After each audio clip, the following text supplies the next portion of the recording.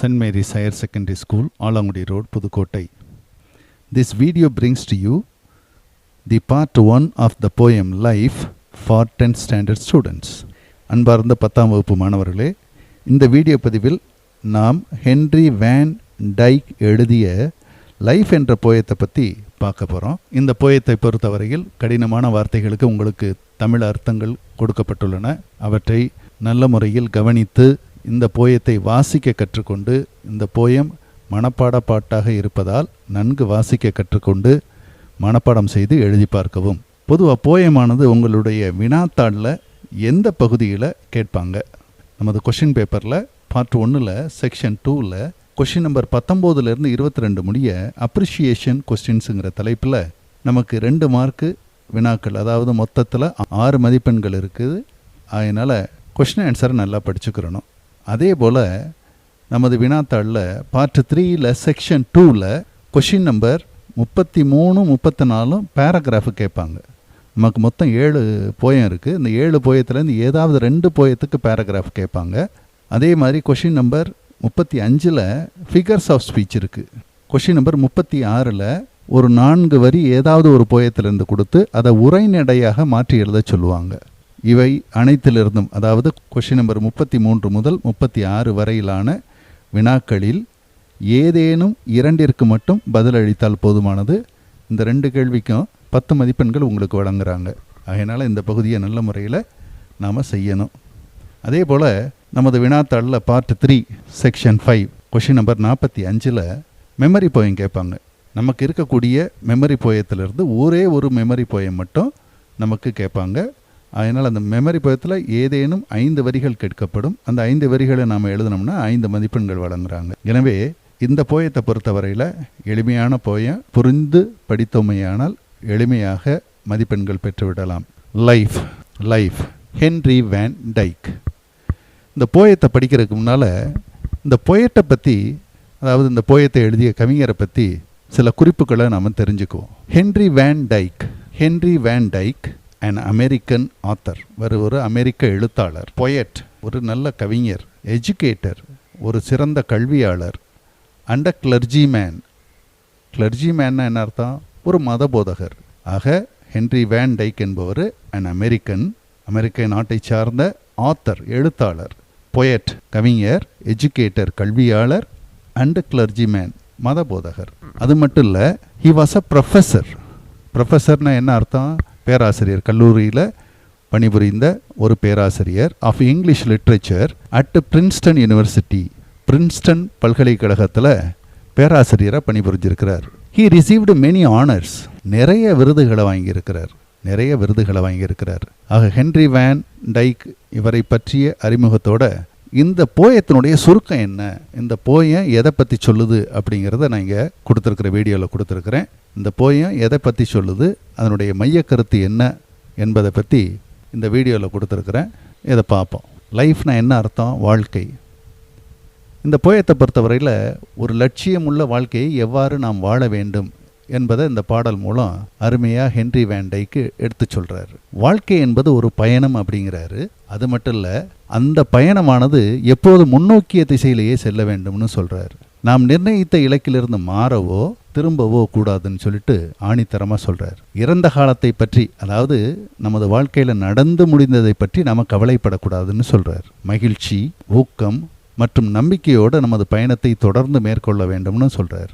நமது வாழ்க்கை பயணம் இன்பமானதாக இருக்க வேண்டும், நமது வாழ்க்கை மிகச்சிறந்ததாக இருக்கும் என்ற நம்பிக்கையை நாம் நம்மில் வளர்த்து கொள்ள வேண்டும்னு சொல்லிட்டு ஒரு பாசிட்டிவான எண்ணத்தை நமக்குள்ளே விதைச்சிருக்கிறாரு இந்த பாடல் மூலம். இப்போ இந்த போயத்தை வாசிக்கிறேன், கவனிங்க. நன்கு கவனித்து வார்த்தைகளை உச்சரிக்க கற்றுக்கொள்ளவும். இந்த பாடல் மறுபடியும் சொல்கிறேன், இது மனப்பாட பாட்டு. அதனால் இந்த பாடலை நல்ல முறையில் கவனிக்குமாறு அன்போடு கேட்டுக்கொள்கிறேன். Life. Let me but live my life from year to year. Let me but live my life from year to year. நான் ஒவ்வொரு ஆண்டும் எனது வாழ்க்கையை தொடர்ந்து நான் நடத்திக்கிட்டே இருக்கணும். எப்படி நான் போகணும், எனது வாழ்க்கையில் நான் எப்படி இருக்கணும்னு சொல்கிறாரு பாருங்க. வித் ஃபார்வர்டு ஃபேஸ், முன்னோக்கிய பயணமாக இருக்கணும். With forward face and unreluctant soul. Unreluctant சோல்னா என்ன அர்த்தம்? தயக்கமற்ற ஆன்மா எனக்குள்ளே இருக்கணும் அப்படிங்கிறாரு. அந்த கடினமான வார்த்தைகளுக்கு கீழே பொருள் கொடுத்துருக்குறேன் பாருங்கள். ஃபார்வர்டு ஃபேஸ்னால் என்ன அர்த்தம்? முன்னோக்கிய முகத்தோடு. எனது பயணம், வாழ்க்கை பயணம் முன்னோக்கிய பயணமாக இருக்கணும் அப்படின்னு சொல்கிறாரு. அது மட்டுமல்ல, எனக்குள்ளே இருக்கக்கூடிய ஆன்மா எப்படிப்பட்ட ஆன்மாவாக இருக்கணும்? தயக்கமற்ற ஆன்மாவாக இருக்கணும்னு சொல்கிறாரு. அதே வேளையில் not hurrying to nor turning from the goal. Not hurrying to, அவசரப்படக்கூடாது. நார் டேர்னிங் ஃப்ரம் த கோல், எனது இலக்கிலிருந்து, எனது லட்சியத்திலிருந்து நான் என்னைக்கும் திரும்பி பார்க்கக்கூடாது, திரும்பிடக்கூடாது. எனது பயணமானது லட்சியம் நோக்கிய பயணமாக இருக்கணும் அப்படின்னு சொல்லி சொல்கிறார். Not morning for the things that disappear. எனது கடந்த கால வாழ்க்கையில் நடந்த கசப்பான அனுபவங்கள் இதெல்லாம் நினச்சிட்டு நான் என்ன செய்யக்கூடாது? வருத்தப்படக்கூடாது, வேதனைப்படக்கூடாது. இதெல்லாம் போயிடும், போனதை பற்றி கவலைப்படக்கூடாது. இதுதான் அவர் சொல்கிறார். இப்போ மீனிங்ஸை பாருங்கள். ஃபார்வர்டு ஃபேஸ்னால் என்ன அர்த்தம்? முன்னோக்கிய முகத்துடன் போட்டிருக்கிறேன். அன்ரிலக்டன்ட் சோல், தயக்கமற்ற ஆன்மா. நாட் ஹரியிங் டு, அவசரப்படாமல். கோல், GOAL எப்படி சொல்கிறோம்? கோல் அப்படின்னா என்ன அர்த்தம்? லட்சியம்னு அர்த்தம். நாட் மோர்னிங், நாம் எதை பற்றியும் புலம்பக்கூடாது, கவலைப்படக்கூடாது. டிஸப்பியர், மறைந்து போனதை பற்றி நாம் நினச்சி வருத்தப்படக்கூடாது. இந்த 4 வரிகளையும் மறுபடியும் வாசிக்கிறேன் பாருங்கள். Let me but live my life from year. OEAR எப்படி சொல்லணும்? இயர். OEAR எப்படி சொல்லணும்? இயர். OEAR எப்படி சொல்லணும்? இயர்.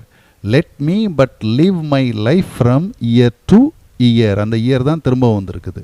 வித், WITH எப்படி சொல்கிறோம்? வித். FORWARD, forward. மறுபடியும் வாசிக்கிறேன் பாருங்கள். ஃபார்வேர்டுக்கு என்ன spelling? FORWARD, forward. FORWARD, forward. With forward face. Face, FACE, face. FACE, face. With forward face. மறுபடியும் வாசிக்கிறேன் பாருங்கள். With forward face and unreluctant soul. Unreluctant, UNRELUCTANT, reluctant. Unreluctant, UNRELUCTANT, unreluctant. Unreluctant, SOUL எப்படி சொல்லணும்? சோல். இந்த அன்ரிலக்டன்ட்டுங்கிற வார்த்தை ஆக்சுவலாக இங்கிலீஷில் இல்லை. இவர் போயத்துக்காக இவராக புதிதாக ஒரு வார்த்தையை உருவாக்கி இருக்கிறார். சரியா? அதனால் இந்த வார்த்தையை நம்ம எப்படி உச்சரிக்கணும்? Unreluctant soul. Unreluctant soul. 2வது லைனை மறுபடியும் வாசிக்கிறேன் பாருங்கள். With forward face and unreluctant soul. 3rd லைனுக்கு வாங்க. Not, NOT, not. Hurrying, HURRYING, not hurrying to அப்படின்னா என்ன அர்த்தம்? அவசரப்படக்கூடாது அப்படிங்கிறார். Not hurrying. ஹரியிங்க்கு என்ன spelling? HURRYING, hurrying. HURRYING, hurrying. Not hurrying to nor turning from the goal. Turning, TURNING எப்படி உச்சரிக்கணும்? Turning. NOR எப்படி உச்சரிக்கணும்? நார். NOR எப்படி உச்சரிக்கணும்? நார். நார் turning from the goal. GOAL எப்படி உச்சரிக்கணும்? கோல். நார் turning from the goal. 3rd லைனை மறுபடியும் வாசிக்கிறேன் பாருங்கள். Not hurrying to nor turning from the goal. 4th லைனை பாருங்கள். நாட், NOT, நாட் நமக்கு தெரியும். மோர்னிங், MOURNING எப்படி சொல்லணும்? மோர்னிங். மோர்னிங், MOURNING எப்படி சொல்லணும்? Morning. Not morning for the things that disappear. Not morning for the things that disappear. Morning, MOURNING, morning for the things. திங்ஸுக்கு என்ன spelling? THINGS, things. Things, THINGS, things. That disappear. DISAPPEAR, disappear. DISAPPEAR, disappear. Disappear, disappear. DISAPPEAR எப்படி சொல்லணும்? disappear. இந்த 4 லைனை மறுபடியும் வாசிக்கிறேன் பாருங்க. Let me but live my life from year to year with a forward face and unreluctant soul, not hurrying to nor turning from the goal, not mourning for the things that disappear. இந்த 4 வரிகளையும் திரும்ப திரும்ப வாசிங்க. நீ படிக்கும் பொழுது நன்கு படிக்கக்கூடிய மாணவர்கள் உடனடியாக மனப்பாடம் பண்ணிடலாம். படிப்பில் சற்று பின்தங்கி இருப்போர் நீங்கள் என்ன செய்யணும்? 2 லைனாக மனப்பாடம் பண்ணி எழுதி பாருங்கள். ஏன்னா இந்த பாடல் மறுபடியும் சொல்கிறேன், நமக்கு மனப்பாட பாடலாக கொடுக்கப்பட்டுள்ளது. இதே 4 வரிக்கு என்ன மாதிரி கேள்விகள் கேட்கலாம், நமக்கு தேர்வு கண்ணோட்டத்தில் என்ன மாதிரி கேள்விகள் கேட்கலாம். இப்போ அப்ரிசியேஷன் கொஸ்டின்ஸ்னு கொடுத்துருக்கேன் பாருங்கள். அதில் who do me and my refer to அப்படின்னா என்ன அர்த்தம்? மீ என்பதும் மை என்பதும், மீனா எனக்கு, மைனா என்னுடைய, இவை இரண்டும் யாரை குறிக்கிறது அப்படின்னு சொல்லி கேட்டிருக்காங்க. நன்கு படிக்கக்கூடிய மாணவர்கள் இந்த பொயட் ஹென்ரி வேன் டைக்னு எழுதி போடலாம். படிப்பில் சற்று பின்தங்கிய மாணவர்கள் என்ன மட்டும் எழுதுனா போதுமானது, த பொயட். பொயட்டுக்கு என்ன ஸ்பெல்லிங்? POET, poet. மீயும் மையும் யாரை குறிக்குதுன்னு கேட்டால் நம்ம என்ன செய்ய போகிறோம்? The poet. கொஸ்டின் மறுபடி வாசிக்கிறேன் பாருங்கள். Who do me and my refer to. Refer டுனா குறித்தல், யாரை குறிக்கிறது அப்படின்னு அர்த்தம். இதுக்கு எழுத வேண்டிய பதில் த பொயட். செகண்ட் கொஸ்டினை பாருங்கள். What kind of life does the poet want to lead? What kind of life, என்ன மாதிரியான வாழ்க்கை அவர் வாழணும்னு நினைக்கிறார்? He wants to lead a joyful life. He wants to lead a joyful life. அப்படின்னா என்ன அர்த்தம்? நல்லா ஜாலியாக வாழ்க்கை ரொம்ப சந்தோஷமாக இருக்கணும் அப்படின்னு நினைக்கிறார். சரியா? அடுத்தது லீடுக்கு என்ன spelling? LEAD, lead. Lead a joyful, JOYFUL, joyful life. மறுபடியும் செகண்ட் கொஸ்டினை வாசிக்கிறேன் பாருங்கள். What kind of life does the poet want to lead? He wants to lead a joyful life. Okay. Third question. What does unreluctant soul mean? Unreluctant சோல்னா என்ன அர்த்தம்? நம்ம ஏற்கனவே படிச்சிருக்கிறோம். தயக்கமற்ற ஆன்மான்னு படிச்சிருக்கிறோம். இதுக்கு என்ன சொல்கிறாங்கனாக்கா, a person willing to do something. தயக்கமற்ற ஆன்மானா என்ன அர்த்தம்? எதை வேணாலும் செய்ய தயாராக இருக்கிறார், அதானே அர்த்தம். அதனால் எ person willing to do something, ஒரு நபர் எதை வேண்டுமானாலும் செய்ய தயாராக இருக்கிறார் இல்லையா, அவரைத்தான் அன்ரிலக்டன்ட் சோல்னு சொல்கிறாங்க. Fourth question. What should not one moan for? என்னத்தை பற்றி நம்ம புலம்பக்கூடாது, எதை பற்றி நம்ம கவலைப்படக்கூடாது. We should not moan for the lost things. நமது வாழ்க்கையில், கடந்த கால வாழ்க்கையில் நடந்து முடிந்ததை பற்றி நாம் வருத்தப்படக்கூடாது, புலம்பக்கூடாது. இதைத்தான் சொல்கிறாங்க. இந்த 4 வரியில், ஃபஸ்ட்டு 4 வரியில் இந்த லிட்ரரி அப்ரிஷியேஷன், அதாவது இலக்கிய நயம் பாராட்டல்னு சொல்லிட்டு நீங்கள் தமிழில் எழுதுவீங்க இல்லையா, அது மாதிரி இந்த பாடலில் என்னென்ன ஃபிகர் ஆஃப் ஸ்பீச் இருக்குது, ரைமிங் வேர்ட்ஸ் என்ன, ரைம் ஸ்கீம் என்ன, இதை எப்படி கண்டுபிடிச்சு எழுதுறது, அதைத்தான் நம்ம அடுத்தபடியாக பார்க்க போகிறோம் இந்த 4 வரிகளுக்கு மாத்திரம். இப்போ ரைமிங் வேர்ட்ஸ்னால் என்ன? முதல்ல கண்டுபிடிக்க போகிறது என்னது? Rhyming words. கொஷின் எப்படி கேட்பாங்க? இந்த வீடியோவில் கீழே கொடுத்துருக்கேன் பாருங்கள். Pick out the rhyming words from the given லைன்ஸ்னு கேள்வி கேட்பாங்க. இப்போ ரைமிங் வேர்ட்ஸ்னால் என்ன? உங்களுக்கு 4 லைன் கொடுப்பாங்க.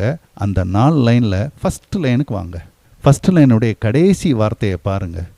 இந்த 4 வரியிலையும் நம்ம கடைசி வார்த்தை தான் இந்த கேள்விக்கு பார்க்க போகிறோம். எந்த கேள்விக்கு? ரைமிங் வேர்ட்ஸ் கேட்டாங்கன்னா. அப்படின்னா ஃபஸ்ட்டு லைனில் இருக்கக்கூடிய வார்த்தை என்ன இருக்குங்க? இயர் இருக்குது.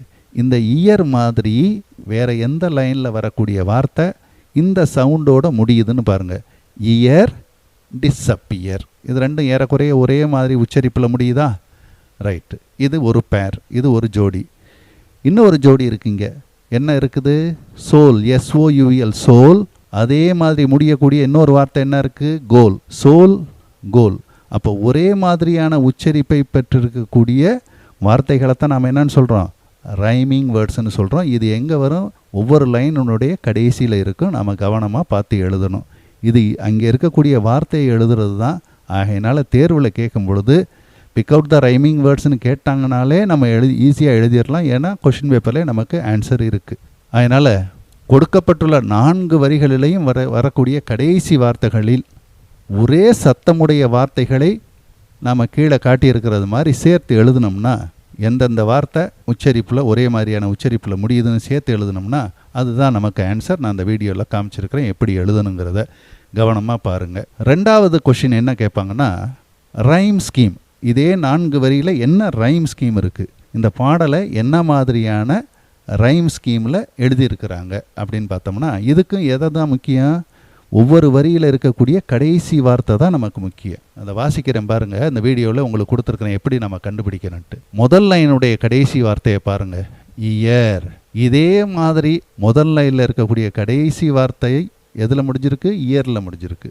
அதுக்கு ஏன்னு கொடுத்துட்றோம். இதெல்லாம் மனசுக்குள்ளே செய்ய வேண்டிய வேலை. நான் உங்களுக்கு தெரியணுங்கிறதுக்காண்டி இது மாதிரி எழுதி காமிச்சிருக்கேன். தயவு செய்து தேர்வில் இந்த மாதிரி எழுதக்கூடாது, சரியா? அப்போ முதல் லைனுக்கு என்ன கொடுத்துட்றோம்? ஏன்னு கொடுத்துட்றோம். அந்த முதல் லைனுடைய கடைசி வார்த்தையினுடைய உச்சரிப்பு வேறு எந்த லைனினுடைய கடைசி வார்த்தையில் இருக்குன்னு பாருங்கள். எங்கே இருக்குது? டிஸ்அப்பியர். Year disappear. அப்போ இது ரெண்டு என்ன தான்? ஏ. அடுத்தது இந்த உச்சரிப்பு இல்லாமல் வேறு உச்சரிப்பு இருக்கு இல்லையா, அதுக்கு பீன்னு கொடுங்க. ரெண்டாவது லைனில் என்ன இருக்குது? சோல். இயருங்கிற உச்சரிப்புக்கும் சோலுங்கிற உச்சரிப்புக்கும் வேறுபாடு இருக்குது. அதனால் ரெண்டாவது லைனுக்கு என்ன கொடுத்துட்றோம்? சோல்னு கொடுத்துட்றோம். சோல் அப்படிங்கிற உச்சரிப்பு வேறு எந்த லைனினுடைய கடைசி வார்த்தையில் இருக்குன்னு பாருங்கள். மூணாவது லைனில் இருக்குது கோல். ஆகையினால சோல் அண்டு கோல் இது ரெண்டுக்கு என்ன கொடுக்கணும் நாம? பி. இப்போ நம்ம தேர்வில் எப்படி எழுதணும் கீழே கொடுத்துருக்குறேன் பாருங்கள். Identify the rhyme scheme of the given லைன்ஸ்னு கொடுத்துருக்கேன்னா ஏபிபிஏ இதுதான் ஆன்சர். நம்ம எப்படி கண்டுபிடிக்கணும்னு தெரிஞ்சுக்கிட்டீங்களா? மறுபடியும் சொல்கிறேன் பாருங்கள். ரைம் ஸ்கீம் எழுதும் பொழுது முதல் லைனினுடைய கடைசி வார்த்தைக்கு ஏன்னு கொடுத்துருங்க. அந்த கடைசி வார்த்தையினுடைய உச்சரிப்பு வேறு எந்த லைனினுடைய கடைசி வார்த்தையில் இருக்குதோ அதுக்கும் ஏன்னு கொடுத்துருங்க. இது ரெண்டும் உச்சரிப்பு இல்லாமல் வேறு புதுசாக உச்சரிப்பு இருக்கு இல்லையா, அதுக்கு பீன்னு கொடுங்க.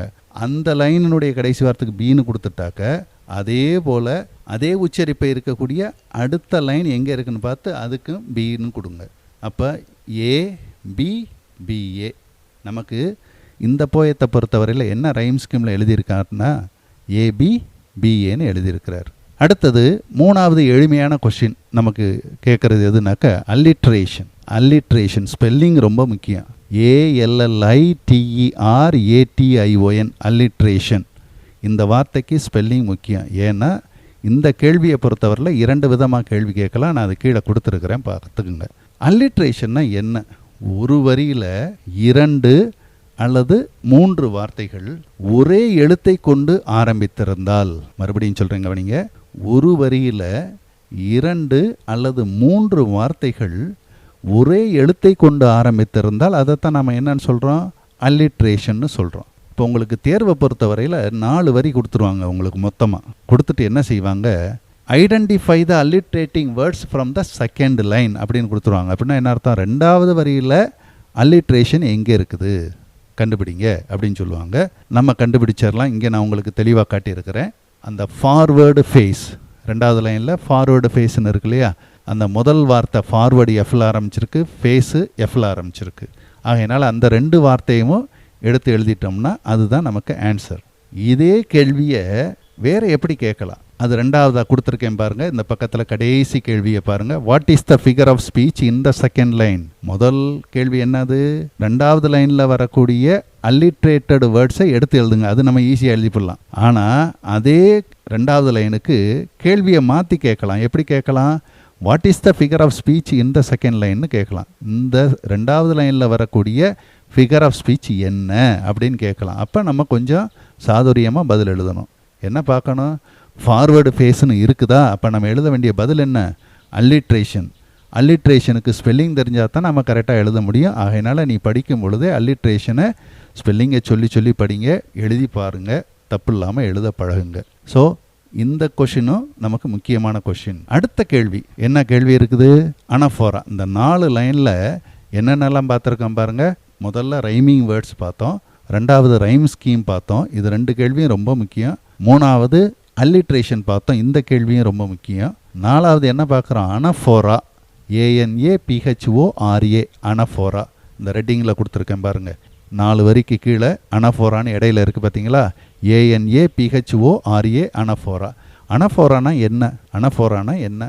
ஒரு வார்த்தை 2 அல்லது 3 வரியில் தொடக்கத்திலேயே வந்துருச்சுன்னா, இன்னும் சொல்ல போனால் 2 வரிகள் அல்லது 3 வரிகளினுடைய தொடக்கத்தில் ஒரே 2 அல்லது 3 வரிகளின் தொடக்கமானது ஒரே வார்த்தையை கொண்டு ஆரம்பித்தால் அதைத்தான் நம்ம என்னன்னு சொல்கிறோம்? அனஃபோரான்னு சொல்கிறோம். 2 அல்லது 3 வரிகளின் தொடக்கம், வாக்கியம் ஆரம்பிக்கிறதே, அந்த லைன் ஆரம்பிக்கிறதே ஒரே வார்த்தையை வச்சு தான் ஆரம்பிக்கிறாங்க. 3வது லைனையும் 4வது லைனையும் பாருங்கள். நாட் இது மாதிரி தொடர்ச்சியாக 2 லைன்லேயோ 3 லைன்லேயோ வந்துச்சுன்னா இதுக்கு பேர், இந்த மாதிரி ஃபிகர் ஆஃப் ஸ்பீச்சுக்கு என்ன பேர்? அனஃபோரா. கேள்வி எப்படி கேட்பாங்க? What is the figure of speech used in the 3rd and 4th line? What is the figure of speech used in the 3rd and 4th line? 3வது லைன்லையும் 4வது லைன்லையும் என்ன ஃபிகர் ஆஃப் ஸ்பீச் பயன்படுத்தி இருக்கிறாங்கன்னு கேட்பாங்க. கவனமாக எழுதணும். அனஃபோரா. அனஃபோரா. ANAPHORA anaphora. இந்த மாதிரி முதல் 4 வரியை படிக்கும் பொழுது இந்த கேள்விகளுக்கெல்லாம் நமக்கு பதில் தெரிஞ்சால் ஈஸியாக போயத்தை பொறுத்தவரையில் நம்ம மதிப்பெண்கள் இழக்காமல் எல்லா கேள்விகளுக்கும் பதிலளிக்க முடியும். தயவு செய்து கொஞ்சம் படிக்கும் பொழுது கவனமாக படிங்க. Please come to the next 4 lines. அடுத்த 4 வரியை நாம் பார்க்கப்போம். அடுத்த 4 வரியை நாம் பார்ப்போம். In the dim past nor holding back in fear. In the dim past. அவர் என்ன சொன்னார்? 4வது லைனில் முதல் 4 லைன் படித்தோம் இல்லையா, அதில் என்ன சொல்லியிருந்தார்? Not morning for the things that disappear. முதல் 4 லைன் பார்த்தோம் இல்லையா, அது 4வது வரியில் என்ன சொல்லியிருந்தார்? Not morning for the things that disappear. அதாவது கடந்த காலத்தில் மறைஞ்சு போன இழந்து போன பொருட்களை பற்றி நாம் வருத்தப்படக்கூடாதுன்னு சொன்னார். In the dim past nor holding back in fear. Dim பாஸ்ட்னா என்ன அர்த்தம்? கடந்த காலம் நமக்கு அளித்த கசப்பான அனுபவங்களை உடைய அந்த காலத்துக்கு பேர் தான் dim past. Nor holding back in fear from what the future wails. Future wailsனா ஃபியூச்சர்னா என்ன அர்த்தம்? எதிர்காலம். வெயில்ஸ்னா என்ன அர்த்தம்? திரைன்னு வச்சுக்கலாம். எதிர்காலம் நமக்கு திரை போட்டு வச்சிருக்குது. எதிர்காலத்தில் என்ன செய்ய போகிறோங்கிறது நமக்கு தெரியாது இல்லையா, என்ன நடக்கும்னு நமக்கு தெரியாது இல்லையா, அதை மறைச்சி வச்சிருக்கிறதுக்கு பேர் தான் ஃபியூச்சர் வெயில்ஸ். கடந்த காலத்தை பற்றியும் நம்ம வருத்தப்படக்கூடாது, எதிர்காலத்தை பற்றியும் ரொம்ப பயந்துக்கிட்டு இருக்கக்கூடாது. அதே வேளையில் நமக்கு இருக்கக்கூடிய இந்த காலத்தை, நிகழ்காலத்தை நாம் எப்படி செலவு பண்ணணும்னு சொல்கிறாரு. And happy heart that pays its toll. Happy heart, ரொம்ப சந்தோஷமாக நமது வாழ்க்கையை நடத்தணும் அப்படின்னு சொல்லி சொல்கிறார். To youth and age and travels on with cheer. To youth and age and travels on with cheer. அதாவது இளமை காலத்திற்கும் வயதான காலத்திற்கும் இடைப்பட்ட இந்த நிகழ்காலத்தை நாம் சந்தோஷமாக வாழணும் அப்படின்னு சொல்லி சொல்கிறாரு. இப்போ மீனிங்ஸை ஒரு கிளான்ஸ் பார்ப்போம். டிம் பாஸ்ட்னா என்ன அர்த்தம்? கடந்த காலம் தந்த கசப்பான அனுபவங்களை தான் நம்ம என்னன்னு சொல்கிறோம்? டிம் பாஸ்ட்னு சொல்கிறோம். ஹோல்டிங், HOLDING, ஹோல்டிங்னா என்ன அர்த்தம்? வைத்திருத்தல். ஃபியூச்சர் வெயில்ஸ்னு என்ன அர்த்தம்? எதிர்காலம் மறைத்து வைத்திருக்கிறது. என்ன நடக்க போகுதுன்னு நமக்கு தெரியாது எதிர்காலத்தில். ஹாப்பி ஹார்ட்னா என்ன அர்த்தம்? மகிழ்ச்சியான மனது, மகிழ்ச்சியான இதயம். இதைத்தான் ஹாப்பி ஹார்ட்னு சொல்கிறோம். பேஸ் இட்ஸ் டோல் அப்படின்னா என்ன அர்த்தம்? கடமையை செய்கிறது. யூத், இளமை. யூத் என்ன அர்த்தம்? இளமை. ஏஜ், AGE, ஏஜ், முதுமை. ட்ராவல்ஸ், TRAVELS என்னன்னு சொல்கிறோம்? பயணிக்கிறது. மறுபடியும் இந்த 4 லைனை வாசிக்கிறேன், வாசிக்க கற்றுக்கொள்ளுங்கள். இந்த டிம் பாஸ்ட், டிம் DIM எப்படி சொல்கிறோம்? டிம். இந்த டிம் பாஸ்ட், இந்த டிம் பாஸ்ட் DIM எப்படி சொல்கிறோம்? டிம். Past PAST, past. இந்த டிம் பாஸ்ட் நார் ஹோல்டிங், ஹோல்டிங்க்கு என்ன ஸ்பெல்லிங்? HOLDING, holding. இந்த dim past nor holding back in fear. நார் ஹோல்டிங் பேக் இன் ஃபியர். பேக்குக்கு என்ன spelling? BACK, back. BACK, back. ஹோல்டிங்க்கு என்ன ஸ்பெல்லிங்? HOLDING, holding. எந்த டிம் பாஸ்ட் நார், இந்த வார்த்தை நாருங்கிற வார்த்தை நம்ம ஏற்கனவே படிச்சிருக்கிறோம். நார் ஹோல்டிங் பேக் இன் ஃபியர். ஃபியருக்கு என்ன ஸ்பெல்லிங்? FEAR, fear. செகண்ட் லைனுக்கு வாங்க. From what the future veils. From what, WHAT எப்படி சொல்ல போகிறோம்? வாட். த ஃபியூச்சர், ஃபியூச்சருக்கு என்ன spelling? FUTURE, future. FUTURE, future. What the future veils. வெயில்ஸுக்கு என்ன spelling? VEILS, veils. VEILS, veils. Future veils. From what the future wails, but with a hole. WHOLE, hole. WHOLE எப்படி சொல்லணும்? hole. But with a hole. And happy heart. happy க்கு என்ன spelling? HAPPY, happy. heart, HEART, heart. And happy heart, that pays, PAYS, pays. That pays its toll. Its toll, TOOL, toll. toll, that pays its toll. And happy heart that pays its toll. To youth, யூத்தில் பாருங்கள் Y capital லெட்டரில் இருக்குது, அதே போல் ஏஜில் பாருங்கள் A capital லெட்டரில் இருக்குது. இதே மாதிரி தான் நம்ம மனப்பாட பாட்டு நம்மளை எழுத சொன்னாங்கன்னா இப்படி தான் எழுதணும். To youth, YOUTH, youth, YOUTH, youth. To youth and age, AGE, age. To youth and age and travels, TRAVELS, travels on with cheer, CHEER, cheer, CHEER, cheer. To youth and age and travels on with cheer. மறுபடியும் இந்த 4 லைனை வாசிக்கிறேன் கவனிங்க. In the dim past nor holding back in fear from what the future wails, but with a hole but with a whole and happy heart that pays its toll to youth and age and travels on with cheer. இந்த 4 வரியில என்ன மாதிரியான கேள்விகள் கேட்பாங்க அப்படிங்கிறத பார்ப்போம். Appreciation questions. What does dim past mean? Dim பாஸ்ட்னா என்ன அர்த்தம்? நான் ஏற்கனவே தமிழில் சொன்னேன் இல்லையா, கசப்பான கடந்த கால அனுபவங்கள். Unhappy past experiences. மெல்ல கருப்போர் அட்லீஸ்ட் இந்த ஆன்சரை மட்டுமாவது எழுதணும். இப்போ நல்லா படிக்கிற பையங்களுக்கு எப்படி எழுதலாம்? Dim past means unhappy past எக்ஸ்பீரியன்சஸ்ன்னு எழுதலாம். இந்த போயத்துக்கான கொஸ்டின் ஆன்சர்ஸ் அடுத்த வீடியோவில் தர்றேன். அது முழுமைப்பட்டதாக இருக்கும். படிக்கக்கூடியவங்களுக்கு தனியாகவும் மெல்ல கருப்போருக்கு தனியாகவும் வரும். இது ஷார்ட் ஆன்சர்ஸ் தான் கொடுத்துருக்குறேன். அட்லீஸ்ட் இந்த ஷார்ட் ஆன்சர்ஸை மெல்ல கருப்போர் நன்கு கவனித்து வாசிக்க கற்றுக்கொண்டு மனப்பாடம் செய்கிறதுக்கு முயற்சி செய்யணும். What does dim past mean? Dim பாஸ்ட்னா என்ன அர்த்தம்? கடந்த கால கசப்பான அனுபவங்கள். Unhappy past experiences. செகண்ட் கொஸ்டினுக்கு வாங்க. Is the poet afraid of future? எதிர்காலத்தை பற்றி அவர் பயப்படுறாரா? இல்லையே. No, the poet is not afraid of future. அவருக்கு எதிர்காலத்தை பற்றிய பயம் இல்லை. No, the poet is not afraid. afraidனா என்ன அர்த்தம்? பயப்படுறது. நாட் afraidனா பயப்பட மாட்டார், பயப்படல. ஆஃப் ஃபியூச்சர், எதிர்காலத்தை பற்றிய பயம் அவருக்கு இல்லை. Third question. How can one travel on with shear? எப்படி ஒருத்தர் சந்தோஷமாக வாழ முடியும்? கடந்த கால நினைவுகள், நல்ல நினைவுகள், நல்லவற்றை பற்றி நினச்சி பார்க்கறது. பை ரிகாலிங்னா என்ன அர்த்தம்? ஞாபகப்படுத்தி பார்க்கறது. The memories of youth and old age. கடந்த காலத்தில் நடந்த நல்ல விஷயங்களை பற்றி ஞாபகப்படுத்தி பார்த்து அதன் மூலமாக நாம் சந்தோஷமாக நமது வாழ்க்கையை நடத்தலாம், வாழலாம். Fourth question. Whose youth and age is spoken of here? இந்த போயத்தை பொறுத்தவரையில் யாருடைய இளமை காலத்தையும் வயதான காலத்தையும் பற்றி சொல்கிறாங்க அப்படின்னு கேட்டாக்க, இந்த பொயட்ஸுக்கு என்ன ஸ்பெல்லிங்? POET, poet. அதோட அஃபாஸ்ட்ரஃபி எஸ் போட்டு எழுதணும். இந்த poets youth and age is spoken of here. ஹூஸை எடுத்துகிட்டு இந்த பொயட்ஸ்ன்னு எழுதினாலே ஆன்சர் நமக்கு கிடச்சி போகுது. அடுத்ததாக இந்த 4 வரிகளுக்கும் லிட்ரரி அப்ரிஷியேஷன், என்னென்ன ஃபிகர் ஆஃப் ஸ்பீச் இருக்குது, என்ன ரைம் ஸ்கீம், என்ன இதை பார்ப்போம். முதல்ல இந்த 4 வரியில் ஃபஸ்ட் லைனில் என்ன கொடுத்துருக்குறாங்கன்னா மெட்டஃபர் இருக்குது.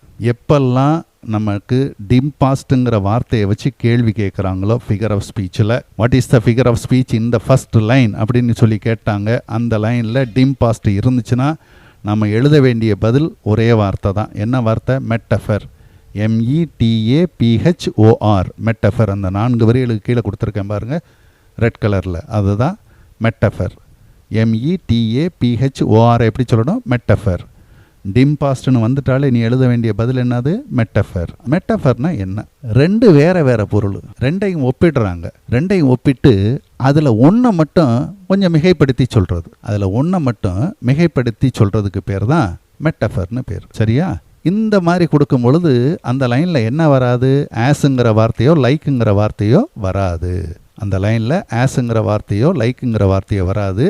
அதனால் கண்டுபிடிக்கிறது கொஞ்சம் சிரமமாக இருக்கும். கவலைப்பட வேண்டாம், நான் எளிமையான க்ளூ தரேன். டிம் பாஸ்ட்டுங்கிற வார்த்தையை ஞாபகத்தில் வச்சுக்கோங்க. இந்த டிம் பாஸ்ட்டை பார்த்த மாத்திரத்திலேயே நீ எழுதக்கூடிய ஆன்சர் என்னவாக இருக்கணும்? மெட்டஃபர். கேள்வி எப்படி கேட்பாங்க? கீழே கொடுத்துருக்கேன் பாருங்கள். What is the figure of speech employed in the first line? முதல் வரியில் என்ன மாதிரியான ஃபிகர் ஆஃப் ஸ்பீச் இருக்குது அப்படின்னு சொல்லி கேட்டிருக்காங்க. இப்போ முதல் வரியில் நான் என்ன சொல்லியிருக்கேன்? டிம் பாஸ்ட்டுங்கிற வார்த்தை வந்துட்டாலே நம்ம என்ன எழுத போகிறோம்? மெட்டஃபர். அப்போ அந்த மெட்டஃபருங்கிற ஆன்சரை எழுதுங்க. அந்த மெட்டஃபர்னு எழுதி ப்ராக்கெட்டில் டிம் பாஸ்ட் எழுதணுமா? ப்ராக்கெட்டில் இருக்கிற வார்த்தை நீ எழுத வேண்டாம், உனக்கு புரிஞ்சுக்கணுங்கிறக்காண்டி நான் கொடுத்துருக்குறேன். மற்றபடி தேர்வில் டிம் பாஸ்ட்டு எழுத வேண்டாம், மெட்டஃபர் மாத்திரம் எழுதுனா போதுமானது. இதே 4 வரிகளில் இரண்டாவதாக வரக்கூடிய முக்கியமான வார்த்தை என்ன அப்படின்னு பார்த்தோம்னா ஃபியூச்சர் வெயில்ஸ். ஃபியூச்சர் வெயில்ஸ்னால் என்ன அர்த்தம்? எதிர்காலம் திரையை வச்சு மறைச்சி வச்சுருக்கு. நமக்கு எதிர்கால வாழ்க்கை எப்படி இருக்க போகுதுன்னே தெரியலை. நாம் எப்படி இருப்போம், என்ன வேலை பார்ப்போம் அப்படிங்கிறதெல்லாம் நமக்கு தெரியலை. எதிர்காலமானது மறைச்சி வச்சுருக்குது. அந்த மாதிரியான மறைத்து வைத்தலை தான் என்னன்னு சொல்கிறார் இவர்? ஃபியூச்சர் வெயில்ஸ்ன்னு சொல்கிறார். இந்த ஃபியூச்சர் வெயில்ஸை நல்லா ஞாபகத்தில் வச்சுக்கோங்க. இந்த 2 வார்த்தையை எப்படி முதல் கேள்விக்கு என்ன சொன்னேன்? டிம் பாஸ்ட் இருந்தால் மெட்டஃபர்னு சொன்னேன் இல்லையா? அதுபோல் ஃபியூச்சர் வெயில்ஸ்ன்னு இருந்துச்சுன்னா நீ எழுத வேண்டிய பதில் என்னது? பெர்சானிஃபிகேஷன். PERSONIFICATION. பர்சானிஃபிகேஷன். நீ எழுத வேண்டிய பதில் ஒரு வார்த்தை தான். What is the figure of speech used in the second லைன்னு கேட்பாங்க. நீ எழுத வேண்டிய பதில் பர்சானிஃபிகேஷன். ரெண்டாவது வரியில் இருக்கக்கூடிய ஃபிகர் ஆஃப் ஸ்பீச் என்ன அப்படின்னு கேட்பாங்க. நீ எழுத வேண்டிய பதில் பர்சானிஃபிகேஷன். அதனால் தயவுசெய்து நன்றாக கவனித்து எழுதுங்கள்.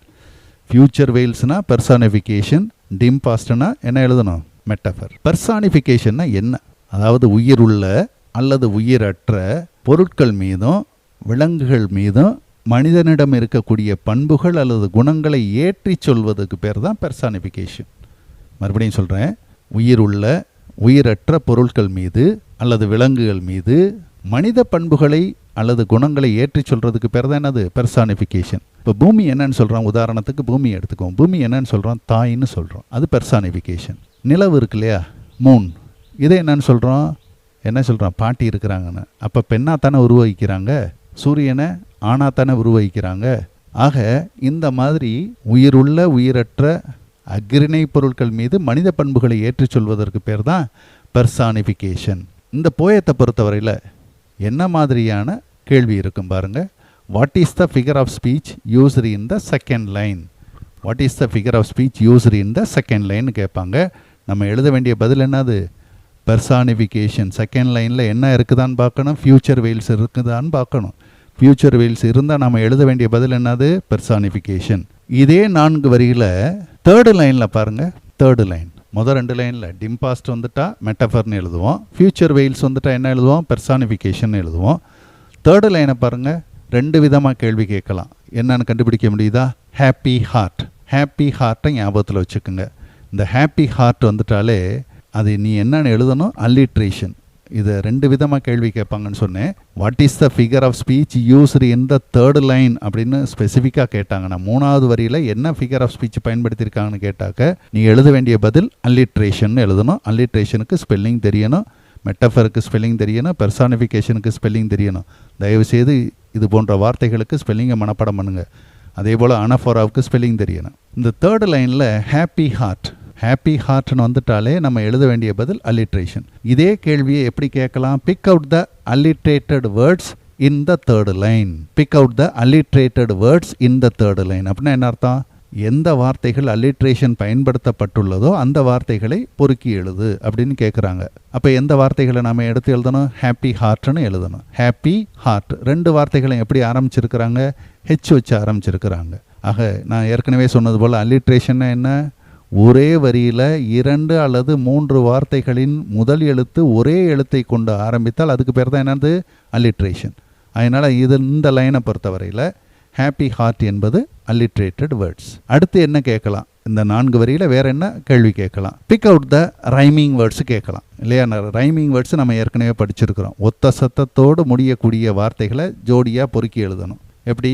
இந்த 4 வரிகளில் முதல் வரியை எடுத்துக்கோங்க. முதல் வரியினுடைய கடைசி வார்த்தையை பாருங்கள், என்ன இருக்குது? ஃபியர். இதே ஃபியர் எரில் முடியக்கூடிய வேறு எங்கே வார்த்தை இருக்குன்னு பாருங்கள். 4வது லைனில் இருக்குது. சியர். Fear, shear. இது 2ஐயும் ஒரு பேரா எழுதலாமா?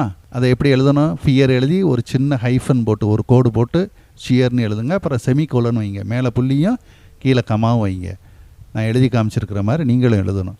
Fear, cheer. அடுத்த பேரை இங்கே இருக்குன்னு பாருங்கள். Whole, WHOLE, whole hyphen toll, TOLL, toll அப்படின்னு எழுதி முடிச்சிடுறோம். இந்த கேள்வி கேட்டாங்கன்னா நமக்கு பதில் நமக்கு கொடுத்துருக்குறாங்க கொஷினில் இருக்கிறத எடுத்து எழுத போகிறோம். கொஞ்சம் சாமர்த்தியமாக எழுதணும். அடுத்தது identify the rhyme scheme from the above lines அப்படின்னு கேட்கலாம். அப்படின்னா என்ன அர்த்தம்? இந்த 4 வரிகளில் இருக்கக்கூடிய ரைம் ஸ்கீம் என்னன்னு கேட்கலாம். இதுக்கு நான் ஏற்கனவே சொன்ன மாதிரி வரியினுடைய கடைசி வார்த்தைக்கு நம்ம கொடுக்க வேண்டிய எழுத்து என்னது? ஏ. அந்த ஃபியர் மாதிரி உச்சரிக்கக்கூடிய வேற எங்கே இருக்குது? லாஸ்ட் லைனில் இருக்குது. அந்த லைனுக்கு நம்ம என்ன கொடுக்க போகிறோம்? ஏன்னு கொடுக்க போகிறோம். இப்போ ஏ 2 ஏ வந்துருச்சு. மீதி இருக்கிற லைன்ஸ் 2. இந்த 2வது லைனை பாருங்கள், ஹோல். அதுக்கு பீன்னு கொடுத்துட்றோம். ஏன்னா ஃபியருக்கும் ஹோலுக்கும் உச்சரிப்பு வேறுபாடு இருக்கிறதுனால 2வது லைனுக்கு என்ன கொடுக்குறோம்? பீன்னு கொடுக்குறோம். அந்த ஹோல் மாதிரியே வேறு எந்த லைனினுடைய கடைசி வார்த்தை முடிஞ்சிருக்குன்னு பாருங்கள்? டோல். 3வது லைனுடைய கடைசி வார்த்தை டோல் முடிஞ்சிருக்குது. அப்போ அதுக்கு பி கொடுத்துட்றோம். அப்போ நம்ம எழுதும் பொழுது எப்படி எழுதணும்? உங்களுக்கு எழுதி காட்டியிருக்கேன், அது மாதிரி எழுதணும். ABBA, ABBA அப்படின்னு எழுதி முடிச்சிடணும். இது இல்லாமல் இன்னும் ஒன்று புதுசாக இந்த 4 வரிகளில் கடைசி வரியில் ஒரு புதிதாக ஒரு ஃபிகர் ஆஃப் ஸ்பீச் இருக்குது. என்ன ஃபிகர் ஆஃப் ஸ்பீச்சு? கான்ட்ராஸ்ட். கான்ட்ராஸ்ட்னா என்ன அர்த்தம்? கான்ட்ராஸ்ட்னா என்ன அர்த்தம்? ரெண்டு ஆப்போசிட் வார்த்தை ஒரு கன்ஜங்ஷனோட கொடுத்துருப்பாங்க. கன்ஜங்ஷன்னா என்ன அர்த்தம்? அண்டு, ஆறு, ஆஸ் வெல் அஸ், இந்த மாதிரி வார்த்தைகள்லாம் கன்ஜங்ஷன் சொல்கிறோம். அப்போ யூத் அண்டு ஏஜ், 4வது லைன் எடுத்துக்கோங்க. Youth and age. யூத் இளமை காலம், ஆப்போசிட் வார்த்தை என்னது? முதுமை காலம். அப்போ இளமை காலம் முதுமை காலம்னு வரும்பொழுது அது என்னது? கான்ட்ராஸ்ட்னு சொல்கிறோம். கான்ட்ராஸ்ட். ஒரு வரியில் எதிரெதிர் சொற்கள் இணைப்பு சொல்லால் இணைக்கப்பட்டு வருவதுக்கு பேர் தான் என்னது? கான்ட்ராஸ்ட். ரெண்டு ஆப்போசிட் வார்த்தை ஒரே லைனில் ஒரு இணைப்பு சொல்ல வச்சு இணைச்சி கொடுத்துருந்தாங்கன்னா அதுக்கு பேர் தான் என்னது? கான்ட்ராஸ்ட். இது புதுசாக இருக்குது, ஸ்பெல்லிங்கை மனப்பாடம் பண்ணிக்கணும். What is the figure of speech இந்த 4th லைன்னு கேட்கலாம், அல்லது identify the figure of speech இந்த லாஸ்ட் லைன்னு கேட்கலாம். உங்களுக்கு கொடுத்துருக்கிற வரி 4வது வரியாக இருந்தால் லாஸ்ட் லைன்னு கேட்கலாம், அல்லது 4th லைன்னு கேட்கலாம். அப்போ நம்ம எழுத வேண்டிய பதில் என்ன? கான்ட்ராஸ்ட். டிம் பாஸ்ட்னு வந்தால் மெட்டஃபர்னு எழுத போகிறோம். ஃபியூச்சர் வெயில்ஸ்னு வந்தால் பெர்சானிஃபிகேஷன் எழுத போகிறோம். ஹாப்பி ஹார்ட்னு வந்தாக்க அல்லிட்ரேஷன் எழுத போகிறோம். யூத் அண்ட் ஏஜ்னு வந்துட்டாக்க கான்ட்ராஸ்ட்னு எழுத போகிறோம். ஸோ சுருக்கமாக ஞாபகத்தில் வச்சுக்கிட்டு வாங்க. இப்போ நம்ம 8 லைன் படிச்சிருக்கிறோம். மீதி இருக்கக்கூடிய 6 லைனையும் படிப்போம். So let the way wind up the hill or down. So let the way wind up the hill or down. நமது வாழ்க்கை பயணமானது மலை மீது ஏறக்கூடிய அந்த சாலை இருக்கும் பத்திரிக்கையில் எப்படி இருக்கும்? ஒரே நேராக போகும், வளைஞ்சு வளைஞ்சு போகும் இல்லையா? அந்த மாதிரி மேடு பள்ளம் நிறைந்தது தான் நமது வாழ்க்கை. சில சமயங்களில் நாம் போகக்கூடிய பாதையானது ரொம்ப ஸ்மூத்தாக போகும், சந்தோஷமாக இருக்கும். சில சமயங்களில் ரொம்ப கஷ்டமாக இருக்கும். கஷ்டமாக இருக்கிறதுக்கு பேர் ரஃப், ரொம்ப சந்தோஷமாக இருக்கிறதுக்கு பேர் என்னது? ஸ்மூத்து. ஆக நமது வாழ்க்கையானது சந்தோஷம் நிறைந்ததாகவும் மேடு பள்ளங்கள் நிறைந்ததாகவும் இருக்கும். கஷ்டங்களும் சந்தோஷம் இது ரெண்டும் கலந்து வர்றது தான் வாழ்க்கை அப்படின்னு சொல்லிட்டு அடுத்த 2 லைனில் சொல்கிறாங்க பாரு. So let the way wind up the hill or down over rough or smooth the journey will be joy. அது கஷ்டமாக இருந்தாலும் சரி சந்தோஷமாக இருந்தாலும் சரி நம்ம எப்படி வாழ்க்கையை நடத்தணும்னு சொல்கிறாரு? சந்தோஷமான வாழ்க்கையாக தான் நடத்தணும், கஷ்டத்தை எண்ணி தோண்ட போயிடக்கூடாது அப்படின்னு சொல்லி சொல்கிறாரு. இந்த பொயட்டை பொறுத்தவரையில் இந்த கவிஞர் என்ன சொல்கிறாரு? Still seeking what I sought when but a boy. Still seeking what I sought when but a boy. நான் இன்னும் தேடிக்கிட்டு இருக்கிறேன். சீக்கிங்னா என்ன அர்த்தம்? தேடுறது. வாட் ஐ சாட், நான் என்ன தேடினனோ, சின்ன பிள்ளையாக இருக்கும் பொழுது நான் என்ன தேடினேனோ. வென் பட் அ பாய்னா என்ன அர்த்தம்? சின்ன பிள்ளையாக இருக்கும் பொழுது நான் என்ன தேடினனோ நான் அதை இன்னும் தொடர்ந்து தேடிக்கிட்டு இருக்கிறேன். என்ன தேடிக்கிட்டு இருக்கிறவர்? நியூ ஃப்ரெண்ட்ஷிப், புதுசாக நண்பர்களை பிடிக்கிறது. ஹை அட்வென்ச்சர், ரொம்ப வீரதீர செயல்களை செய்யணும்னு ஆசைப்படுறார். அது சின்ன பிள்ளையிலையும் அந்த ஆசை இருந்தது, இப்போவும் அவருக்கு அந்த ஆசை இருக்குது. அண்ட் க்ரௌன், க்ரௌன்னா என்ன அர்த்தம்? புகழ் பெறுதல். எல்லாரும் என்னை பற்றி உயர்வாக பேசணும், புகழணும் அப்படின்னு அந்த ஆசையும் எனக்குள்ளே இருக்குது. My heart will keep the courage of the quest. எனக்கு என்னுடைய இதயமானது துணிச்சல் மிக்க இதயம் தேடிக்கொண்டே இருக்கணும்னு ஆசைப்படுது. அண்ட் ஹோப், நான் நம்புகிறேன். என்ன நம்புகிறேன்? The road's last turn will be the best. எனது வாழ்க்கையினுடைய இறுதி பயணமானது அதுவும் நல்லபடியாக இருக்கும் அப்படிங்கிறத நான் நம்புகிறேன் அப்படின்னு சொல்லி முடிச்சிடுறாரு. இந்த போயத்தை பொறுத்தவரையில் இந்த மீனிங்ஸை பாருங்கள். இந்த கொடுத்துருக்க வரிகளினுடைய மீனிங்ஸை பாருங்கள். வேன்னா என்ன அர்த்தம்? வழி. வைண்டுனா என்ன அர்த்தம்? வளைந்து செல்லும் பாதை. இது எங்கே இருக்குது? மலை மேலே ஏறும் பொழுது வைண்டிங் ரோடுன்னு சொல்கிறது. ரஃப், ROUGH அப்படின்னா என்ன அர்த்தம்? ரஃப். ரஃப் எப்படி சொல்கிறது? கரடு முரடான. Rough, ROUGH, rough. வார்த்தைகளை வாசிக்கும் பொழுது தயவு செய்து கவனிங்க. ரஃப், கரடு முரடான. ஸ்மூத்து, SMOOTH, ஸ்மூத் அப்படின்னா என்ன அர்த்தம்? வழவழப்பான. ஸ்மூத்னா என்ன அர்த்தம்? வழவழப்பான. ஜேர்னி, JOURNEY, ஜேர்னினா என்ன அர்த்தம்? பயணம். ஜேர்னி, JOURNEY, ஜேர்னினா என்ன அர்த்தம்? பயணம். சீக்கிங், SEEKING, சீக்கிங்னா என்ன அர்த்தம்? தேடுறது. சீக்கிங்னா என்ன அர்த்தம்? தேடுறது. ஃப்ரெண்ட்ஷிப் அப்படின்னா என்ன அர்த்தம்? நண்பர்களினுடைய உறவு. புதுசாக நண்பர்களை தேடணும்னு ஆசைப்படுறாரு. சாட், SOUGHT, சாட் அப்படின்னா என்ன அர்த்தம்? தேடியது. Adventure, ADVENTURE, adventure. ADVENTURE, adventure. Adventure. Crown, க்ரௌன்னா என்ன அர்த்தம்? பதவியினால் வரக்கூடிய ஒரு புகழ். இதுக்கு பேர் தான் என்னது? க்ரௌன். பதவியால் வரக்கூடிய புகழுக்கு பேர் தான் என்னது? க்ரௌன். கரேஜ்னா என்ன அர்த்தம்? துணிச்சல். கரேஜ்னா என்ன அர்த்தம்? துணிச்சல். கொஸ்டினா என்ன அர்த்தம்? தேடல்.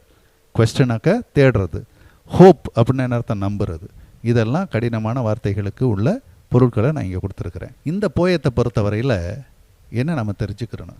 Have is the way of life? எனது வாழ்க்கையானது எப்படி இருக்கணும்னு ஆசைப்படுறாரு. The way of life is full of ups and downs. How is the way of life? வாழ்க்கையானது எப்படி இருக்குது அப்படின்னு சொல்லி சொல்கிறாரு பாருங்க. The way of life is full of ups and downs. நமது வாழ்க்கையானது மேடு பள்ளங்கள் நிறைந்தது அப்படின்னு சொல்லி சொல்கிறார். அப்ஸ்னா மேடு, டவுன்ஸ்னா பள்ளங்கள். How should be the journey of life? Second question, how should be the journey of life? எனது வாழ்க்கையானது எப்படி இருக்கணும்னு சொல்கிறாரு. The journey of life should be joyful. எப்படி இருக்கணும் எனது வாழ்க்கை? சந்தோஷம் உள்ளதாக இருக்கணும். தேர்ட் கொஷினை பாருங்கள். What did the poet seek as a boy? இந்த பொயட்டு பையனாக இருந்த பொழுது என்ன செஞ்சார், அதே தான் இப்போவும் செய்கிறாரு. என்னென்ன? New friendship, high adventure and a crown. New friendship, high adventure and a crown. What does crown mean here? க்ரௌன்னா என்ன அர்த்தம்? க்ரௌன்னா புகழ். Crown means fame. Crown means fame. அடுத்த கேள்வியை பாருங்கள். What kind of quest does the poet seek here? இவர் என்ன மாதிரியான தேடுதல் அவர் ஆசைப்படுறாரு? He seeks for the courageous quest. துணிச்சலான தேடல். துணிச்சலான தேடல் இருக்கணும்னு ஆசைப்படுறாரு. What is the poet's hope? Poet என்ன நம்புறாரு? His last turn in his life's journey will be the best. எனது கடைசி பயணமானது நல்லபடியாக முடியணும் அப்படின்னு சொல்லி ஆசைப்படுறாரு. Next question, who does I refer to? இந்த போயத்தில் ஐங்கிற வார்த்தை யாரை குறிக்குது?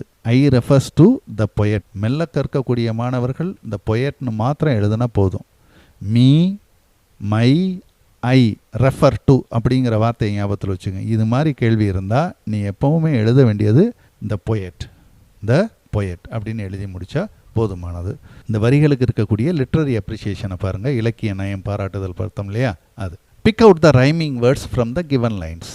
நம்ம ஏற்கனவே படிச்சிருக்கிறோம். ரைமிங் வேர்ட்ஸ்னால் என்ன? ஒரே சத்தத்தில் முடியக்கூடிய வார்த்தைகள். இப்போ இதில் 6 லைன் இருக்குது. 6 லைனையும் நமக்கு கொடுக்க மாட்டாங்க தேர்வில். நான் 6 லைனையும் மொத்தமாக எடுத்துக்கிட்டேன். ஆனால் தேர்வை பொறுத்தவரையில் 4 வரிகள் தான் வரும் இந்த போயத்திலிருந்து. அப்போ முதல் 4 லைனு ரைமிங் வேர்ட்ஸுக்கு வரும். அப்படி கொடுத்தாங்கன்னா என்ன செய்கிறது? டவுன், முதல் லைனுடைய கடைசி வார்த்தையை பாருங்கள். டவுன். டவுன் மாதிரி உச்சரிப்பு எங்கே இருக்குது? 4வது லைனில் இருக்குது. க்ரௌன். அப்போ அது ரெண்டும் ஒரு ஜோடி. ஜாய், பாய், இது ரெண்டும் இன்னொரு ஜோடி. அப்போ 2 பேர் இருக்குது. லாஸ்ட்டு 2 லைன்ஸ் எடுத்துங்க. 5th line and 6th line. Quest, best, இது ரெண்டும் ஒரு பேர். ஒரு வேளை நமக்கு 6 லைனையும் கொடுத்துட்டாங்கன்னு வச்சுக்குவோம். கொடுக்க மாட்டாங்க. ஒரு வேளை கொடுத்துட்டாக்க கடைசி 2 லைனினுடைய கடைசி வார்த்தைகள் 2ஐயும் நம்ம சேர்த்து எழுதணும். ஸோ டவுன், க்ரௌன், ஜாய், பாய், குவெஸ்ட், பெஸ்ட், இதுதான் என்னது? Rhyming words. ரைம் ஸ்கீம் அப்படியே நம்ம முன்னால் சொன்னதை அப்படியே ஞாபகப்படுத்தி பாருங்கள். முதல் வரியினுடைய கடைசி வார்த்தைக்கு என்ன கொடுக்கணும்? ஏ கொடுக்கணும். அதே மாதிரி உச்சரிப்பு உடைய கடைசி வார்த்தையை பாருங்கள். எந்த லைனுடைய கடைசி வார்த்தை அதே மாதிரி உச்சரிப்பில் இருக்குது? க்ரௌனில் இருக்குது. அதாவது 4வது லைன். அதுக்கு ஏன்னு கொடுத்துட்றோம். அப்போ டவுன், க்ரௌன், ஏ, ஏ. ஜாய், செகண்ட் லைனை பாருங்கள். ஜாய், அதுக்கு பி கொடுக்குறோம். அதே மாதிரி உச்சரிப்புடைய லைனினுடைய கடைசி வார்த்தை எங்கே இருக்குன்னு பாருங்கள். 3rd line. பாய். அப்போ 2க்கும் பி, பி கொடுத்துட்றோம். அப்போ என்ன வரணும்? ஏ, பி, பி, ஏ கொடுத்துட்றோம். இந்த லாஸ்ட் 2 லைனு ஒரு வேளை நமக்கு 6 லைனாக கொடுத்துட்டாங்கன்னா சிசின்னு வரணும். ஏன்னா ரெண்டுமே ஒரே உச்சரிப்பில் முடியுது. சிசின்னு வரணும். அதனால தான் நான் ஏபி, பிஏ, சிசின்னு கொடுத்துருக்குறேன். அடுத்த கேள்வி என்ன கேட்கலாம் இந்த கொடுக்கப்பட்ட வரிகளில் இருந்துனாக்க, pick out the alliterated words from the first line and 3rd line. முதல் வரியிலிருந்தும் 3வது வரியிலிருந்தும் என்ன கேட்கலாம்? அல்லிட்ரேட்டட் வேர்ட்ஸை பொறுக்கி எழுதுங்க. நான் ஏற்கனவே சொன்னது மாதிரி ஒரு வரியில் 2 அல்லது 3 வார்த்தைகளுடைய முதல் எழுத்து ஒரே எழுத்தை கொண்டு ஆரம்பித்தால் அதுக்கு பேர் தான் அல்லிட்ரேஷன் சொல்லியிருக்கேன் இல்லையா? இப்போ ஃபஸ்ட் லைனில் எங்கே இருக்குது பாருங்கள். வே, வைண்டு, ரெண்டுமே டபிள்யூ வச்சு ஆரம்பிச்சிருக்குதா? அதை எழுதிடுறோம். அதான் கீழே கொடுத்துருக்குறேன். 3rd லைனுக்கு வாங்க. ஸ்டில், STILL, ஸ்டில், எஸ் வச்சு ஆரம்பிச்சிருக்கிறாங்க. சீக்கிங், எஸ் வச்சு ஆரம்பிச்சிருக்கிறாங்க. சாட்டு, எஸ் வச்சு ஆரம்பிச்சிருக்கிறாங்க. அதனால் அந்த 3 வார்த்தைகளையும் நான் எழுதி காமிச்சிருக்கிற மாதிரி எழுதணும். இதே 6 வரியில் வேற என்ன கேள்விகள் கேட்கலாம் பாருங்கள். What is the figure of speech used in the first and second line? முதல் வரியிலையும் 2வது லைன்லையும் என்ன ஃபிகர் ஆஃப் ஸ்பீச் யூஸ் பண்ணியிருக்கிறாங்க? ஏற்கனவே அல்லிட்ரேட்டட் வேர்ட்ஸை நம்ம எடுத்து எழுதியிருக்கிறோம். ஃபிகர் ஆஃப் ஸ்பீச் என்ன கொடுத்துருக்குறாங்க அப்படின்னு பார்த்தோம்னா, ஹில்லு, டவுனு, மேடு பள்ளம்னு சொன்னோம் இல்லையா? ரஃப்பு ஆர் ஸ்மூத்து, இது ரெண்டு என்னது? கான்ட்ராஸ்ட். ரெண்டு ஆப்போசிட் வார்த்தையை ஒரு இணைப்பு சொல்லால் இணைச்சோம்னா அதுக்கு பேர் என்னது? கான்ட்ராஸ்ட்னு சொன்னேன். அந்த கான்ட்ராஸ்ட்டு தான் முதல் வரியினுடைய ஹில்லு டவுன்லையும் பயன்படுத்தியிருக்கிறாங்க, ரெண்டாவது லைனில் வரக்கூடிய ரஃப் ஆர் ஸ்மூத்லையும் பயன்படுத்தியிருக்கிறாங்க. ரஃப்பும் ஸ்மூத்தும் ஆப்போசிட் வார்த்தை, ஹில்லும் டவுனும் ஆப்போசிட் வார்த்தை. ரெண்டு வார்த்தைகளையுமே ஓஆர் ஆருங்கிற வார்த்தையை வச்சு இணைச்சிருக்கிறாங்க. ஆகையினால இந்த ஃபிகர் ஆஃப் ஸ்பீச் என்னது? கான்ட்ராஸ்ட். அடுத்த கேள்வி என்ன கேட்கலாம்? What is the figure of speech in the fourth line? What is the figure of speech in the fourth line? இதில் 4வது வரியை பாருங்கள். New friendship, high adventure and a crown. புதிய நண்பர்களை தேடி போகிறாருன்னு படித்தோம், வீரதீர செயல்களை தேடி போகிறாருன்னு படித்தோம். க்ரௌன்னா என்ன? கிரீடம்னு சொல்கிறோம். கிரீடம்னா என்ன? அரசர் தலையில் கிரீடத்தை வச்சுருப்பாங்க இல்லையா? அப்போ இந்த கிரீடம் என்பது இன்னொரு அர்த்தத்தையும் வச்சுருக்குது, மறைச்சி வச்சு சொல்லுது. அது என்னது? புகழ். ஆகையினால இங்கே என்ன இருக்குது? மெட்டஃபர். என்ன ஃபிகர் ஆஃப் ஸ்பீச் பயன்படுத்தியிருக்கிறாங்க? மெட்டஃபர். METAPHOR, metaphor. அப்போ க்ரௌனுங்கிற வார்த்தையை கொடுத்து what is a figure of ஸ்பீச்னு கேட்டாங்கன்னா நம்ம எழுத வேண்டிய பதில் என்ன? மெட்டஃபர். இந்த போயத்தை பொறுத்தவரையில் நீங்கள் 2 வார்த்தைகளை ஞாபகத்தில் வச்சுக்கணும். மெட்டஃபருக்கு என்னென்ன? டிம் பாஸ்ட்னு வந்தால் மெட்டஃபர், க்ரௌனுங்கிற வரியை கொடுத்து என்ன ஃபிகர் ஆஃப் ஸ்பீச்னு கேட்டாங்கன்னா நீ எழுதக்கூடிய பதில் என்னவாக இருக்கணும்? மெட்டஃபர். அதே போல் இன்னொரு இடத்துல மெட்டஃபர் பயன்படுத்தியிருக்கிறாங்க. எங்கே? போயத்தினுடைய லாஸ்ட் லைன், த ரோட்ஸ் லாஸ்ட் டர்ன், சாலையினுடைய இறுதி வளைவு. அப்படின்னா என்ன அர்த்தம்? நிஜமான சாலை இல்லை, இங்கே வாழ்க்கையினுடைய இறுதி பயணம், இறுதி காலகட்டம், முதுமையில். அதாவது என்ன சொல்கிறாரு? எனது முதுமையும் நல்லபடியாக இருக்கும்னு சொல்ல வர்றாரு. அதனால் இந்த ரோட்ஸ் லாஸ்ட் டர்ன் என்பது எதை குறிக்கிறது? முதுமையை குறிக்குது. அப்போ முதுமை என்பது மறைஞ்சிருக்கிறதுனால இது என்னது? மெட்டஃபர். மெட்டஃபர். METAPHOR, metaphor. ப்ராக்கெட்டில் கொடுத்துருக்கிற வார்த்தை உங்களுக்கு கீவேர்டுக்கு ஆண்டி கொடுத்துருக்குறேன். அதனால் நல்ல ஞாபகத்தில் வச்சுக்க. இந்த வார்த்தை வந்துருச்சுன்னா நம்ம இந்த ஃபிகர் ஆஃப் ஸ்பீச் எழுதணும் அப்படிங்கிறத ஞாபகத்தில் வச்சுக்கோங்க. எனவே எளிதாக இந்த போயத்தை பொறுத்தவரையில் நம்ம ஃபிகர் ஆஃப் ஸ்பீச் ஞாபகத்தில் வச்சுக்கலாம். இன்னும் எளிமையாக எப்படி ஞாபகத்தில் வச்சுக்கலாங்கிறத இந்த வீடியோவில் கடைசியில் காட்டியிருக்கேன் பாருங்கள். Keywords from the poem. என்ன வார்த்தை வந்தால் என்ன ஃபிகர் ஆஃப் ஸ்பீச் ஈஸியாக ஞாபகத்தில் வச்சுக்கிற மாதிரி கொடுத்துருக்கேன். ஒன்று, டிம் பாஸ்ட் வந்தால் மெட்டஃபர். ரெண்டாவது, அண்டிய க்ரௌன், க்ரௌனுங்கிற வார்த்தை வந்துட்டாலே மெட்டஃபர்னு சொன்னேன். மூணாவது, இந்த ரோட்ஸ் லாஸ்ட் டர்ன் வந்துட்டாக்க மெட்டஃபர். ஃப்யூச்சர் வெயில்ஸ்னு வந்துட்டால் நம்ம என்ன எழுத போகிறோம்? பர்சானிஃபிகேஷன். யூத் அண்ட் ஏஜ் வந்துட்டால் contrast. Up the hill or down வந்துட்டால் என்ன எழுதணும்? கான்ட்ராஸ்ட். ரஃப் ஆர் ஸ்மூத்னு வந்துட்டால் கான்ட்ராஸ்ட்டு. ஃபார்வேர்டு ஃபேஸ், FEF வச்சு ஆரம்பிச்சிருக்காங்க, அதனால் இது alliteration. Happy heart alliteration. Way wind alliteration. இந்த வார்த்தைகளை ஞாபகத்தில் வச்சுக்கோங்க. இந்த வார்த்தைகளை பார்த்த மாத்திரத்திலே என்ன ஃபிகர் ஆஃப் ஸ்பீச்னு எழுதிடலாம். ஃபிகர் ஆஃப் ஸ்பீச்சை பொறுத்தவரையில் அந்த வார்த்தைகளுக்கு ஸ்பெல்லிங் கண்டிப்பாக தெரிஞ்சிருக்கணும், படித்து எழுதி பார்த்துருங்க. அடுத்து, இந்த போயத்தினுடைய ரைம் ஸ்கீம் என்ன? ABBA, இதுதான் ரைம் ஸ்கீம். எனவே அன்பார்ந்த மாணவர்களே, நாம் இதுவரையில் பார்த்த பகுதிகளை நல்லா மனப்பாடம் பண்ணுங்கள், நோட்டில் குறிப்பு எடுத்துக்குங்க. வினாவிடைகள், கொஸ்டின் ஆன்சர்ஸ் உங்களுக்கு செப்பரேட்டாக வரும், ஃபிகர்ஸ் ஆஃப் ஸ்பீச்சும் செப்பரேட்டாக வீடியோவில் அனுப்புகிறேன். இருந்த போதிலும் இதில் வரக்கூடிய கொடுத்துருக்கக்கூடிய அனைத்து பகுதிகளையும் நீங்கள் உங்களது ஆங்கில நோட்டில் எழுதி கொள்ளுமாறு அன்போடு கேட்டுக்கொள்கிறேன். இப்போ இந்த கடைசி 6 லைனை வாசிப்போம். நம்ம என்ன வாசித்து பழகலை இல்லையா? கடைசி 6 லைனுக்கு வாங்க, வாசித்து பழகிக்கலாம்.